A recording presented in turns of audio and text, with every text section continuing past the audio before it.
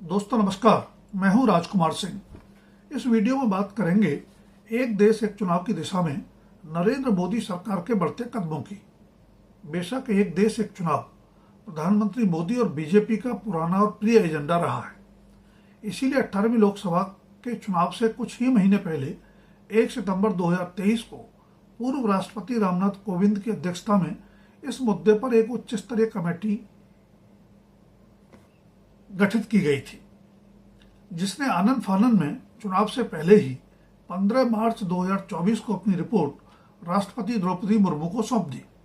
माना जा रहा था कि 18वीं लोकसभा में अपने बूते बहुमत हासिल करने से चूक गई बीजेपी और मोदी सरकार एक देश एक चुनाव जैसे राजनीतिक रूप से संवेदनशील मुद्दे पर आगे बढ़ने में अब शायद संकोच करेगी। लेकिन संकेत मिल रहे हैं कि उस रिपोर्ट को जल्द ही कैबिनेट के सामने रखने की तैयारी है। जैसा कि आप जानते हैं, 543 सदस्यों वाली लोकसभा में बहुमत का आंकड़ा 272 है, जबकि बीजेपी 240 पर अटक गई। फिर भी उसके नेतृत्व वाले गठबंधन एनडीए को 293 सीटों के साथ बहुमत मिलने पर तीसरी बार नरेंद्र मोदी की नेतृत्व में सरकार बन चुकी है। पर उसमें चंद्रबाबू नायडू की टीडीपी और नीतीश कुमार के जेडीयू की भूमिका महत्वपूर्ण है, जो क्रम से आंध्र प्रदेश और बिहार में गठबंधन सरकारों का नेतृत्व भी कर रहे हैं। क्षेत्रीय दल आमतौर पर एक देश एक चुनाव की सोच से सहमत नहीं माने जाते। फिर भी सूत्रों का कहना है कि कानून मंत्रालय, विधायी विभाग पहले 100 दिन के एजेंडे के तहत एक देश एक चुनाव पर रामनाथ कोविंद कमेटी की रिपोर्ट जल्द ही कैबिनेट के सामने रखने की योजना बना रहा है।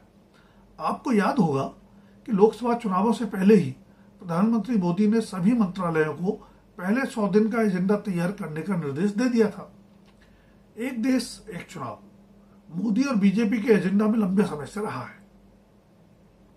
उसी दिशा में आगे बढ़ते हुए इस विषय पर पूर्व राष्ट्रपति रामनाथ कोविंद की अध्यक्षता में 8 सदस्यीय उच्च स्तरीय कमेटी गठित की गई थी, जिसने लोकसभा चुनाव से पहले 15 मार्च को अपनी रिपोर्ट राष्ट्रपति द्रौपदी मुर्मू को सौंपी। उस रिपोर्ट के पहले कदम के रूप में लोकसभा और सभी राज्य विधानसभाओं के चुनाव एक साथ कराने और फिर 100 दिन के अंदर स्थानीय निकाय चुनाव कराने की सिफारिश की गई है। एक समान मतदाता सूची और मतदाता पहचान पत्र तैयार करने की सिफारिश भी की गई है। कोविंद कमेटी का मानना है कि एक साथ चुनाव कराने से संसाधनों की बचत होगी, सामाजिक सामंजस्य बढ़ेगा तथा विकास कार्य भी बाधित नहीं होंगे। अपनी सिफारिशों को लागू करने के लिए कोविंद कमेटी ने कार्यान्वयन समूह गठित करने का भी प्रस्ताव रखा है। दोस्तों, अपनी रिपोर्ट तैयार करने से पहले कोविंद कमेटी ने राजनीतिक दलों से लेकर जनसाधारण तक से इस जटिल मुद्दे पर विचार मांगे थे। राजनीतिक दलों की राय अपेक्षित रूप से विभाजित नजर आई। प्रधानमंत्री नरेंद्र मोदी एक देश एक चुनाव के पक्षधर हैं, इसलिए बीजेपी और उसके मित्र दल पक्ष में नजर आए। एक साथ चुनाव में उन्हें वे सभी लाभ नजर आते हैं जो उसके पैरोकार गिनाते रहे।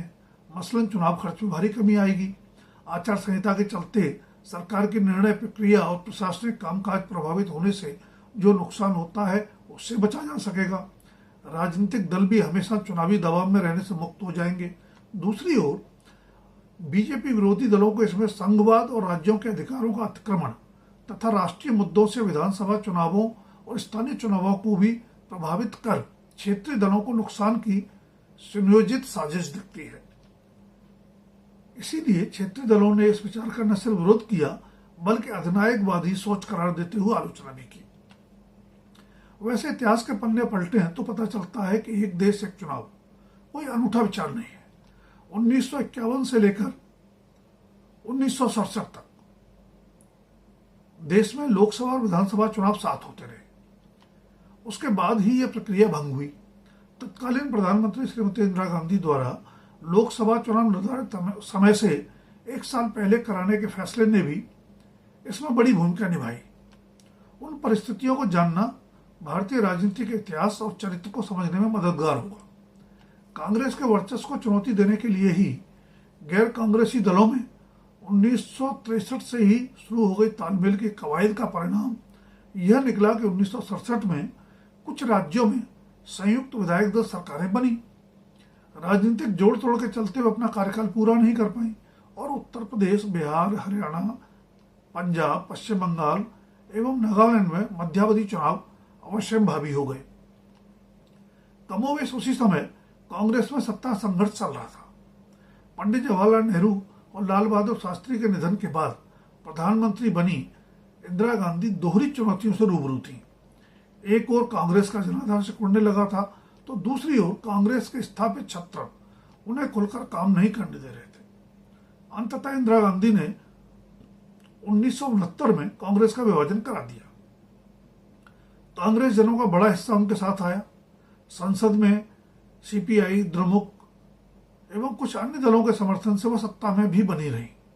तभी उन्होंने वामपंथी झुकाव लेते हुए बैंकों के राष्ट्रीयकरण और पूर्व राजघरानों के प्रीवी पर्स बंद करने के लोक लुभावन फैसले लिए।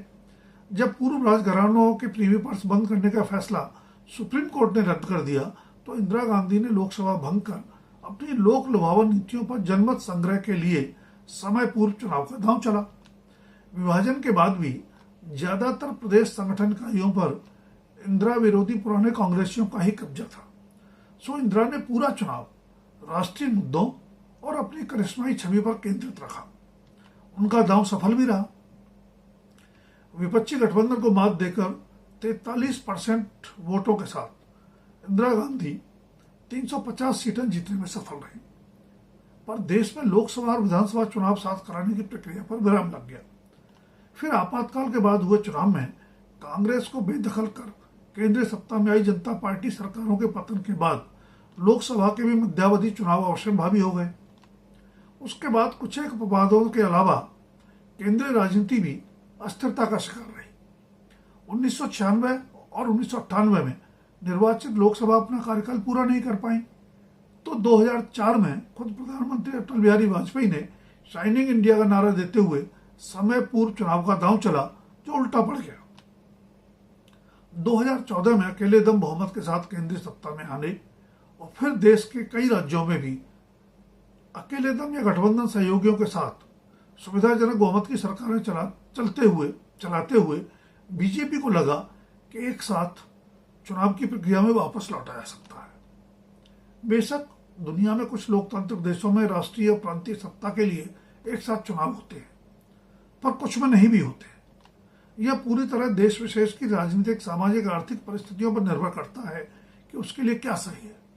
दो राय नहीं कि एक साथ चुनाव करने से खर्च काफी घट जाएगा। आचार संहिता के चलते प्रशासन पर पड़ने वाले दबाव से भी बचा जा सकेगा, लेकिन उसके खतरे भी हैं। विधानसभा चुनाव अक्सर राज्य के और स्थानीय मुद्दों पर लड़े जाते हैं। एक साथ चुनाव कराने पर क्या राष्ट्रीय मुद्दे हावी और स्थानीय मुद्दे गौण नहीं हो जाएंगे? क्या जन आकांक्षाओं की लोकतांत्रिक अभिव्यक्ति बाधित नहीं होगी? एक साथ चुनाव के लिए बड़ी संख्या में ईवीएम मशीनों और सुरक्षा बलों समेत संसाधनों की दरकार भी होगी। पर सबसे अहम सवाल है कि वास्तविक जीवंत लोकतंत्र ज्यादा जरूरी है या कम खर्च में चुनाव? सवाल यह भी बड़ा है कि कार्यकाल के बीच ही सरकार के बहुमत खो देने पर जोड़ तोड़ से वैकल्पिक सरकार बनेगी या फिर राष्ट्रपति शासन के जरिए लोकतंत्र को स्थगित रखा जाएगा। इन सवालों का जवाब भी हर तरह की दलगत विभाजक रेखाओं से ऊपर उठकर खोजा जाना चाहिए, क्योंकि उसी पर लोकतंत्र और देश का भविष्य निर्भर करेगा। कहना नहीं होगा कि बदली परिस्थितियों में एक देश एक चुनाव जैसे मुद्दे पर निर्णय में टीडीपी और जेडीयू की भूमिका बहुत महत्वपूर्ण हो जाती है, जो मूलतः क्षेत्रीय दल हैं। और क्षेत्रीय दल बहुत स्पष्ट कारणों से एक देश एक चुनाव की सोच से सहमत नहीं रहते। दोस्तों, अगर वीडियो पसंद आए तो लाइक, शेयर और सब्सक्राइब अवश्य करें। आपके सुझावों का भी रहेगा इंतजार। धन्यवाद। अभी के लिए इतना ही। जल्द फिर मिलेंगे किसी नए विषय के साथ।